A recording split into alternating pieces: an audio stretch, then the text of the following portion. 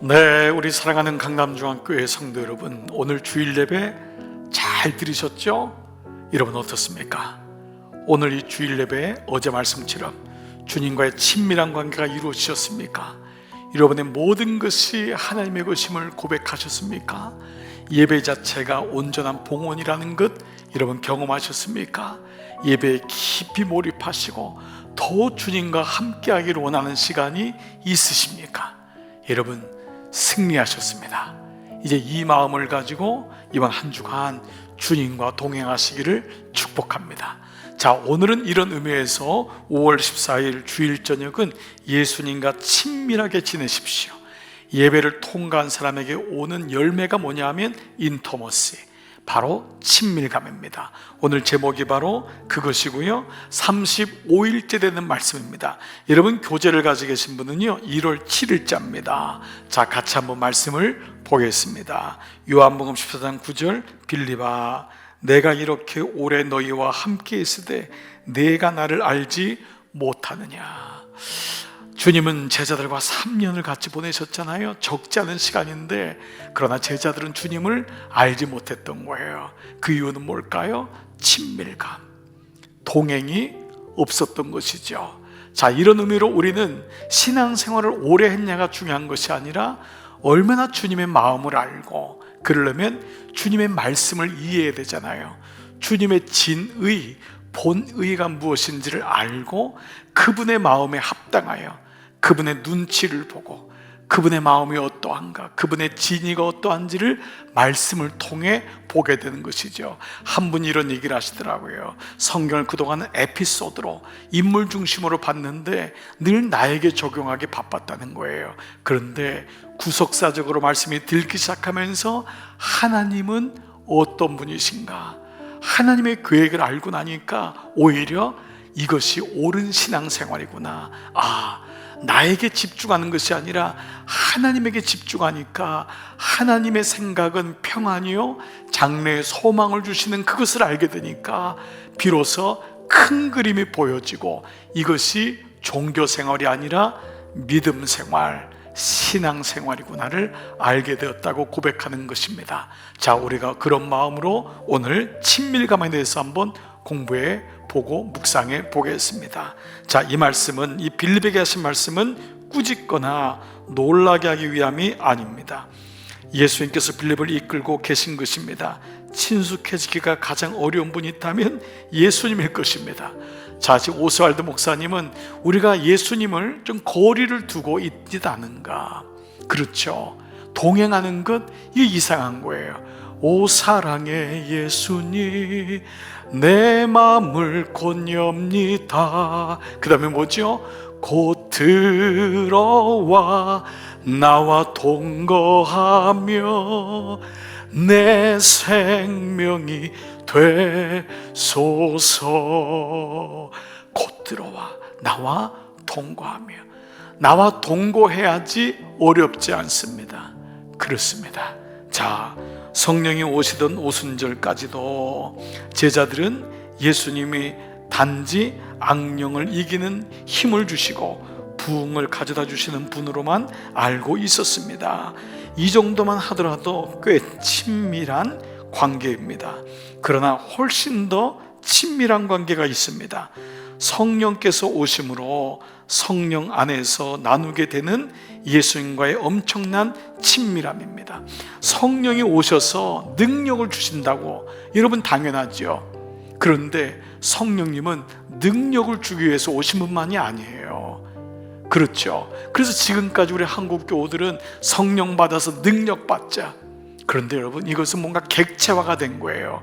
예수님을 통해서 무언가 능력 받아서 나의 것을 이루고 싶어하는, 물론 제자되고 증인되는 것이지만 무엇보다 더 중요한 것은 주님과의 동행입니다. 주님과의 교제인 거예요. 이게 정말 소중한 것입니다. 자, 나는 너희를 친구라고 하리라. 친구는, 진정한 친구는 이 땅에서 흔치 않습니다. 진정한 우정이란 생각과 마음과 영이 같아지는 것. 이걸 오스왈드 목사님의 말로 하면 일치되는 거예요. 일치되는 것. 주님의 뜻을 알게 되고 주님의 마음을 알게 되고 그 나라와 의를 구하게 되고. 공동체가 왜 중요하냐? 우리는 개인이 모이면 개인만 있는 거예요. 다 다른 생각을 가지고 있는 개인만 존재하죠. 공동체를 통하여 공동체를 향한 뜻을 알게 되죠. 우리 요즘에 아이들이 하나밖에 없으니까 보통 자기밖에 모르잖아요. 가족이 소중한 걸 알게 됩니다. 가정이 소중한 걸 배워야 됩니다. 부모님이 소중한 걸 알아야 되는 것과 마찬가지입니다. 공동체를 통하여 하나님의 뜻이 무엇인지를 알게 되는 여정과 같은 것입니다. 제자의 삶이란 예수 그리스도와 친밀한 관계로 들어가는 것을 말합니다. 주님으로부터 축복도 받고 주의 말씀도 머리로 알지만 정말로 그분을 알고 있습니까? 여러분 어떻습니까? 안다는 게 이렇게 중요합니다. 성경의 구절을 알고 어린 시절에 교회 다녔기 때문에 성경을 지식적으로 아는 것과 주님을 알고 교제하는 것은 다릅니다. 여러분 어떻습니까? 우리가 목장 사역을 하면은 이런 얘기를 나눌 때가 참 많습니다. 옛날에 저는요 교회는 다녔어요. 그러나 사실 주님을 잘 몰랐습니다. 성경 구절 어린 시절부터 알았지만 예수님에 대해서는 잘 몰랐습니다. 자, 이러한 고백이 친밀감으로 가는 것입니다. 그래서 교회는요 개인 묵상과 1:1 양육과 공동체, 목장사역, 이 세 가지의 구조가 꼭 필요합니다. 그 가운데는 예배, 하나님께 예배, 삶의 예배가 개인의 묵상, 1:1의 양육, 목장사역을 통하여서 완성되는 것. 꼭 여러분 꼭 여기 한번 수긍해 보시고 순종해 보시고 여러분 꼭 이 안으로 들어가게 되시기를 기도합니다. 보십시오. 예수님께서 내가 떠나가는 것이 너에게 유익하리라. 그분은 성령을 통한 관계 속에서 제자들을 이끌기를 원하셨어요. 뭐죠?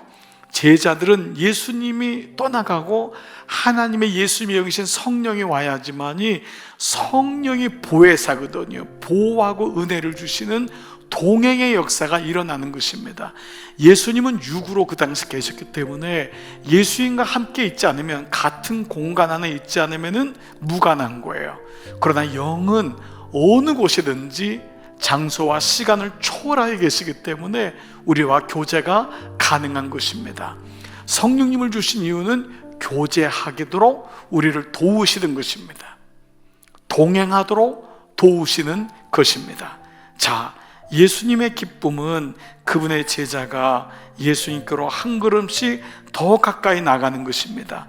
열매 맺는 삶이란 예수 그리스도의 친밀한 관계가 우리의 삶으로 드러나는 것. 외부로부터 알려지는 거예요. 아, 저분은 주님과 동행하구나. 아, 우리 아내는, 내 남편은 주님하고 동행하는구나.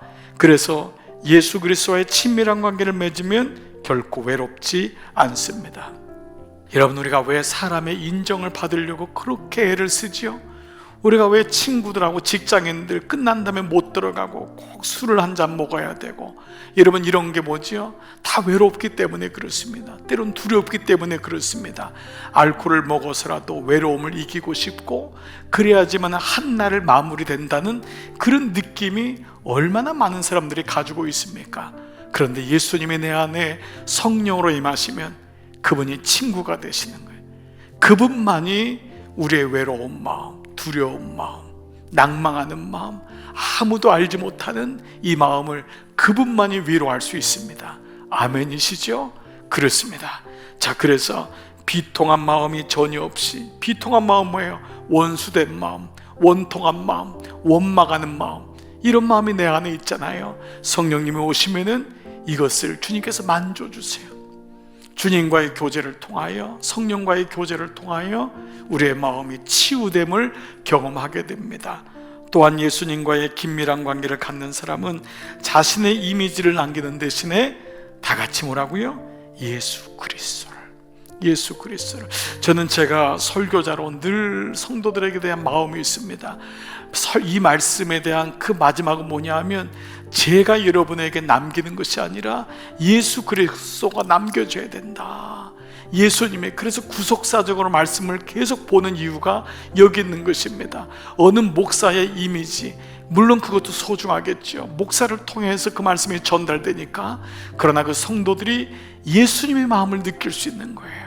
그 말씀을 듣고 찬양할 때 예수님의 위로를 받고, 예수님이 내게 친히 만지시고 십자가가 다가오고, 그것이 바로 예수님이 남겨지는 교회, 예수님이 남겨지는 말씀, 예수님이 내 안에 남겨지는 말씀 묵상이라고 할 수 있습니다. 1:1 제자 양육도 내 제자를 만드는 것이 아닙니다. 예수님의 제자를 만드는 것이죠. 여러분 모두가 그러하기를 축복합니다. 전 마지막 한번 볼까요? 그 이유는 모든 인간의 가장 깊은 것은 오직 예수님만이 만족시킬 수 있기 때문입니다. 예수님과 친밀한 관계를 유지하는 것은 사람에게 주님은 말로 다 할 수 없는 평강을 주십니다. 자, 여러분, 오늘 마지막 말씀은 이렇게 주님과의 친밀함이 있다면 나의 마지막 선택은 뭐죠? 주님을 선택하는 거예요. 나는 주님만을 선택합니다. 나는 주님과의 친밀한 관계를 고백합니다. 한 책을 여러분 소개하면서 마칠게요. 이용규 선교사님의 내려놓음이라는 책입니다. 2005년에 몽골 이 베르흐 지역에서 예배드리던 중에 일어난 것을 이 책에 썼는데요, 이 벌러르라고 하는 자매가 예배 시간에 땀에 뒤덮먹이 돼서 교회로 들어왔어요. 그녀는 몇 달 전 우리 팀의 기도를 통해 듣지 못하던 귀가 열렸던 그런 자매였어요. 예배 몇 시간 전에 소를 잃어버렸는데 소를 이 찾으러 뛰어다니다가 예배 시간이 임박한 것을 알고 소를 버려두고 말씀을 들으려고 들판을 가로질러 달려왔다는 거예요. 얼마나 놀랐겠어요. 그래서 이 선교사님은, 주님, 이 하나님께 이 사람이, 이 소녀가 소가 아닌 예배를 선택한 믿음을 주님께서 귀하게 여기셔서 부끄러움 당하지 않도록 제발 자매가 소를 찾을 수 있도록 도와주세요. 그런 마음의 기도를 예배 시간 내내 했다고 합니다. 근데 놀라운 것이요, 예배를 마치자마자 놀랍게도 예배당 바깥에서 소울음 소리가 들리는 것입니다. 소가 집이 아닌 예배 초소를 찾아온 거예요. 정말 기적이 아닙니까? 온 성도들이 박수를 치면서 어떻게 이런 일이 있었지? 그것을 말하고 자매가 예배를 선택했기 때문에. 사랑하는 여러분, 친밀감은 주님을 선택하도록, 그래서 친밀감이 이루어지고 그 친밀감 때문에 우리는 다시 주님을 선택하는 놀라운 은혜가 있게 되는 줄 믿습니다. 자, 자막에 하나님은 어떤 분이십니까? 하나님은 당신과 친밀하기를 원하시는 분이십니다. 아직도 하나님이 멀리 있다고 느끼십니까? 매번 묻는 연습하라고 했죠. 주님께 음성을 듣는 연습을 해보십시오. 늘 그것을 대화해 보십시오. 주님은 우리가 주님과 친밀하기를 원하십니다. 나에게 드리는 적용은 무엇이죠? 나는 주님과 친밀한가? 묻는 것이죠.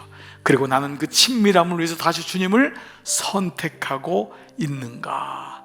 오늘 이 같은 놀라운 친밀감의 유익이 여러분 가운데 있기를 바랍니다.